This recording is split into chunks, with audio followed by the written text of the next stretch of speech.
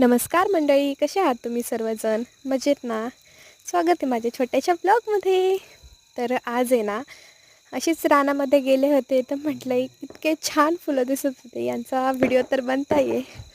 तर त्यांचा मस्त असा व्हिडिओ काढला. त्या दिवशी तोडले होते, त्याच्यामुळं आता थोडेच कळ्या दिसतात फुलांच्या. थोड्या दिवसांनी उमलत्यात, मग खूप छान असं शेत दिसेल. त्यानंतर थोडंसं पाणी धरायचं होतं, कांद्यावर पाणी धरलं आणि जीजी पण तिच्या कामासाठी खाली चालली होती. तर बाय बाय म्हणून गेली ती पुढं तिच्या कामाला. आणि त्याच्यानंतर मस्त असे कांदे भरले. कांदे आता चांगले झालेत, बऱ्यापैकी मोठे झालेत आणि उष्णता वाढल्यामुळं त्यांना 15 दिवसालाच पाणी द्यावं लागतं. जास्त उष्णता वाढली का मग जास्त कोरडंपणा होतं, मग त्यांना थोडंसं लवकर पाणी देत चालावं लागतं.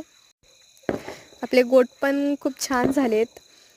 गोठाला आता छोटे फुलं आलेत आणि हे अलीकडचे आहेत ना, ते मोठे झालेले. तर थोडे आधी लावले होते आईने, त्यांना खूप छान गोंडे आलेत, मस्त दिसतात ते.